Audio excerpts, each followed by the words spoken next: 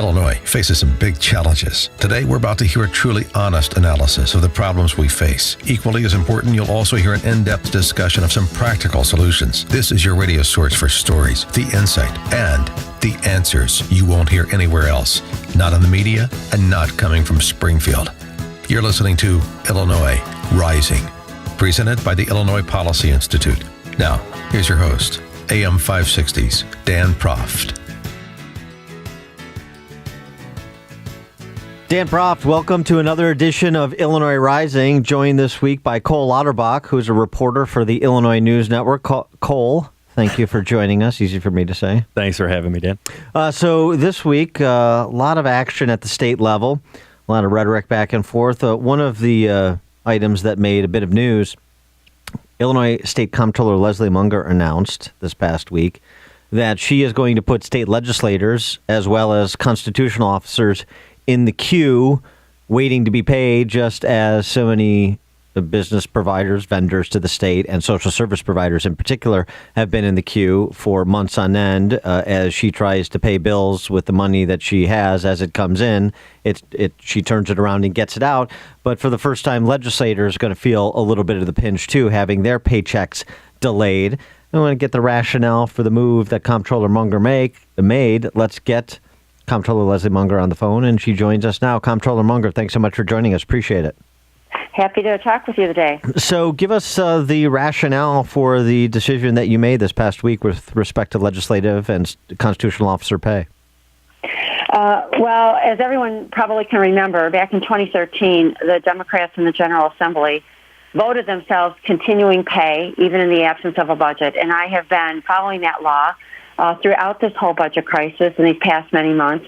And yet, as I've traveled the state, talked to people all over who we've been unable to pay or were very late in making payments to, I've just been increasingly concerned about the fact that we who are sent to serve, those of us who are elected leaders of the state, sent to serve the people in the state, are getting paid while those we're supposed to serve are going unpaid or waiting months. And I continue to be concerned about the lack of urgency in getting a solution here. We've had the legislature voting on things like catfish and flamethrowers and state artifacts and not working diligently on getting a budget in place. And it prompted me to go back and look at the law and to see if there was a way that I could comply with the law, but also put everybody on a level playing field. And what we were able to figure out is I have to pay legislators monthly, but I'm also required to have cash to make payments. And so given the cash constraints in the state, we figured out a way to run the payroll on the due date, complying with the law, but then put everybody in line. Maybe you could turn the state government into like a trading post where you pay legislators in fur pellets and farm animals and such, like bartering. I've had a lot of people say they shouldn't be paid at all, until we catch everyone else up. And I wish I could figure out a way to do that, but honestly, I have to follow the law as written. We're at a point though where it's just I'll give you free lunch, your pay time. That's about it. So. Leslie, this is Cole Lauterbach with Illinois News Network. You had mentioned in a news conference before that this, in April, is the high revenue period for the state as far as the year goes, and you should have a terrible problem right now with paychecks going out or whatever have you. But come fall, that is when things will be coming to a head because that's not, in your arena, there's not a lot coming in as compared to now. That's correct. Our revenue, of course, flows. It ebbs and flows throughout the year. This is our highest revenue month, not surprisingly, with income taxes coming in. And yet we still have very, very high backlog of unpaid bills. We have, yesterday, it was $7.7 billion. And as we move into the summer months and the fall, the revenue stream starts to decrease, and we typically build a higher backlog then. And so the fact that it's this high at this point in the year is very concerning. We're on a path to be at about $10 billion in unpaid bills by the end of our fiscal year. And then when we figure in the additional bills that come in after the close of the year for expenses in this fiscal year, we're probably closer to 11.5 or 12 billion. And then, in addition to that, Leslie, the issue of paying interest on bills that are more than 6 months in arrears, pay 1% per month, 12% APR, and spending tens of millions of dollars just on interest payments for bills that you don't have the money to pay. Yes, actually hundreds of millions this year. Okay. We're on a path to have to pay $400 million in late fees and fines just in this fiscal year alone. And I think the total since we've started this, since this was voted in the legislature, is something like $900 million. Nearly $1 billion has been spent of taxpayer dollars just because we do not, we're so terrible at managing our finances in the state. Leslie, do you anticipate moving forward? Do you think that this is going to break the stalemate in Springfield between the powers that be? Do you see this moving forward, the conversation?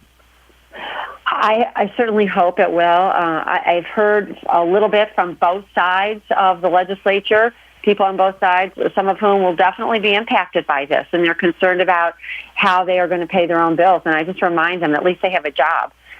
We've had people all over the state lose their jobs, close their businesses, lay off people because of the budget mess we're in. And so my hope is that when they have to get in line and wait, it will put more pressure on them and more pressure. It will encourage them to put pressure on their leadership to work collaboratively with the governor and put a budget in place. And I think the other side benefit is I've watched them continue to pass spending bills without money attached to pay for it, is if they continue to do that, it just lengthens the bill backlog, it extends the bill backlog, and it will take them longer for them to get their own pay. Well, yeah, welcome to the party, pal, for those legislators that are complaining. And, of course, they're complaining privately because they know they dare not complain publicly, because then they'll really hear from constituents about what it's like to live in this Illinois political culture. That's true. I mean, it's inexcusable that we're 10 months into our fiscal year without a budget, and that people, you hear in Springfield that there won't be a budget until after the November elections, which is really unconscionable. It's irresponsible. People are sent there to do their jobs. They have not done their jobs, and they should not be paid until they start getting to the important things they're supposed to do, which is pass a balanced budget. Before we let you go, Leslie, Karen Lewis this week, the head of the Chicago Teachers Union, in a speech before the City Club and remarks after her speech before the City Club, said that Governor Rauner is ISIS's new recruit, that what he is doing, effectively by not spending money the state doesn't have, is akin to terrorism, that he is a terrorist. I don't know if there's concern in Springfield for people's safety now that we have an ISIS Manchurian candidate identified, but I wanted to get your reaction to Karen Lewis's rhetoric. Yeah, that kind of rhetoric is really reckless.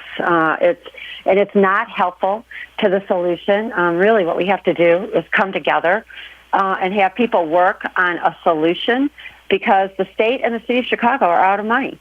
And if we were in the state, if we were a city, we could be bankrupt. We can't do that as a state. The city, of course, with its finances, it's really at the brink. And we need everybody working together and everyone giving to get a solution. And it's, I think, really shameful to use that kind of language. It certainly sets a poor example for the kinds of students, to the students that she's supposed to be teaching. All right. She is Illinois Comptroller Leslie Munger. Comptroller Munger, thanks so much for joining us. Appreciate it. Thanks so much. Thank you for having me on. And Coley, the fascinating statements from Karen Lewis this week, and even some Democrats on my morning show spoke with Lou Lang about some other matters, but asked him about what Karen Lewis said. And, of course, he distanced himself from her comments. Nobody's going to endorse those comments except 90% of the Chicago Teachers Union, apparently, right? Other than them. But the nature of what the left gets away with and how radicalized they have become, to borrow a Karen Lewis phrase. I agree. I think that what CTU members should be concerned with is that this is something that they elected. I mean, they just recently, it was a no contest. There was no one else who ran against her in this recent CTU election, if you call it that, they actually did hold it. And they need to be concerned that their representative is going public and saying things like this, because they're in a war of optics right now with the rest of the state. And yeah, but it seems to me, they have, and maybe this will be the downfall, one can only hope, that she is supremely confident about the political position she has, not only because of the support of her membership, but because of the weakness of the mayor and the city council and the lack of really kind of political heft even in Springfield in terms of forcing her to do things she doesn't want to do. She feels clearly like she can bang her fist on the lectern and demand what she wants, and she's going to get it. And if that means another strike, so be it. But ultimately, she's going to be the victor. You did see a lot of the saber rattling the last time this happened, though, because, I mean, they were emboldened by when they run these polls that say they've got public support for a strike, that they support the teachers' unions as compared to the schools, Chicago public schools. It's, I don't remember anything as crazy as calling the highest elected official in the state a member of a terrorist organization, but it's certainly something that I have to think that there's a strike coming. And we're just a few weeks away from finding out.